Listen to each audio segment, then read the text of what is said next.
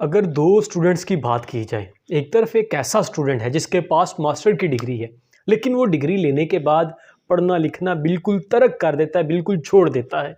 जबकि दूसरे नंबर पर एक ऐसे स्टूडेंट की बात की जाए जिसके पास डिग्री तो शायद मास्टर की नहीं, मैट्रिक की है या एफए की है, लेकिन वो सारी ज़िंदगी पढ़ता रहता है, वो सारी ज़िंदगी सीखता रहता है।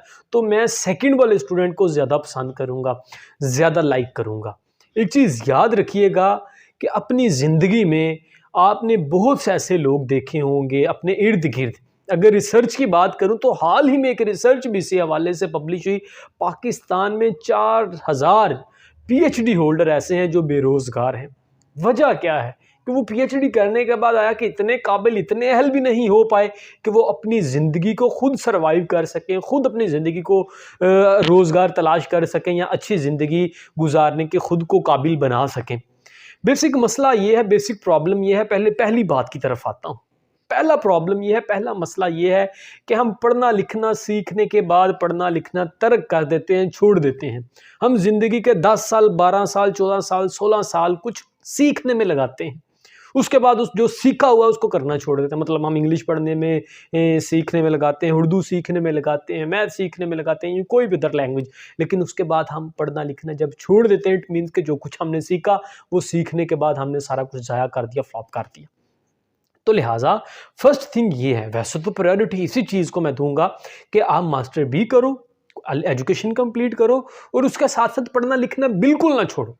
लेकिन अगर आप करने के बाद हर जगह ये बताते हो कि मैंने एमफिल किया, मैंने पीएचडी किया, मैंने मास्टर किया, लेकिन अब मैंने कभी 10 साल हो गए हैं कोई नई किताब खोल के नहीं देखी, तो उससे बेटर था कि आप मैट्रिक करते लेकिन आप सारी ज़िंदगी सीखते रहते, सारी ज़िंदगी पढ़ते रहते। और अगर काबिलियत की बात करूं तो काबिल भी यकीन जानेगा कि वही शख्स होगा जिसने मैट्रिक पास किया या एफए किया, लेकिन उसके बाद वो सारी ज़िंदगी सीखता रहता है, हर दिन कुछ नया सीखता है, हर दिन कुछ नया पढ़ता है, हर दिन कुछ नया दूसरों को बताता है, शेयर करता है, रेदर देन उस दूसरे बंदे के जिसने मास्टर किया लेकिन उसके बाद कुछ सीखा नहीं, सीखने वाला जो मामला था उसे क्लोज कर दिया, ख़त्म कर दिया। तो पहले नंबर पर तो इस तरफ आए कि सारी ज़िंदगी आपने सीखना है, सारी ज़िंदगी लर्न करते रहना है। दूसरे नंबर पर जो मैंने छोटी सी दरमियान में बात की, ऐड की थी कि पाकिस्तान में 4000 पीएचडी होल्डर ऐसे हैं जो वेले हैं, जिनके पास कोई काम नहीं, कोई रोज़गार नहीं।